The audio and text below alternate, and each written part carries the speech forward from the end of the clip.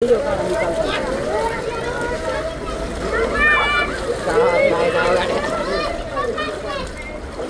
आहे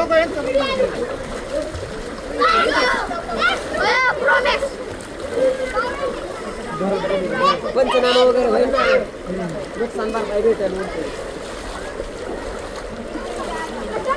पंचनामा व्हावा हे आमची विनंती आहे.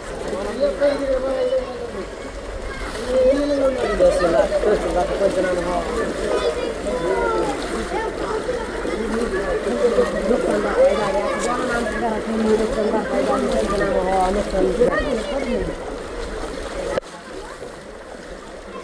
यामध्ये आता मामा येईल उद्या परत बघायला. मामा येईल उद्या परत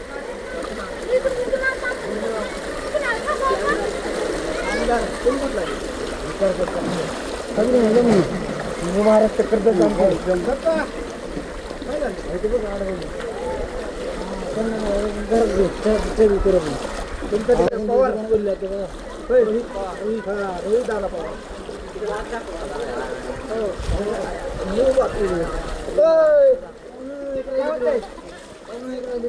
दुकानात पाणी शिरलंय.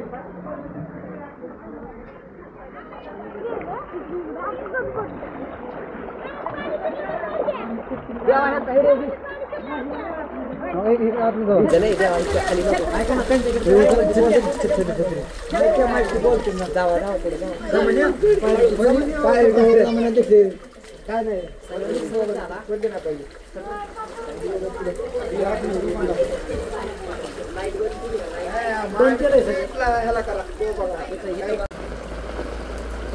इंदापूर तालुक्यातील डिकसळ गावामध्ये आज अशी पावसाची इतकी तीव्रता आहे की लोकांच्या घरामध्ये पाणी गेलेलं आहे आणि त्या पाण्याचा इतका अतिरेक झालेला आहे की घरामध्ये आज काय आमच्या गुडघ्याला इतके लागेल इतकं पाणी साचलेलं आहे.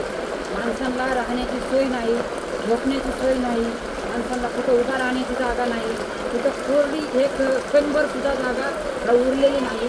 त्याच्यामुळे इंदापूरचे विद्यमान आमदार दत्ता मामा भरणे यांनी तात्काळ या ठिकाणी येऊन या डिकसळ गावाला भेट देण्यात यावी आणि या गावाचा पुनर्वसन करून इथल्या गावातील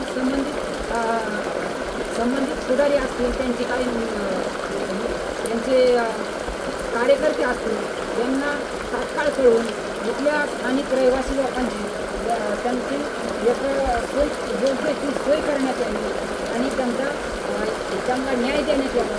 आज या डिकसळ गावामध्ये किराणा दुकानाच्या मालाचे दुकान याच्यामध्ये जे पाणी शिरलेलं आहे आणि ही अवकाळी पावसाचे पाणी आहे आणि ही अशी खरोखर नुकसान झालेले आहे.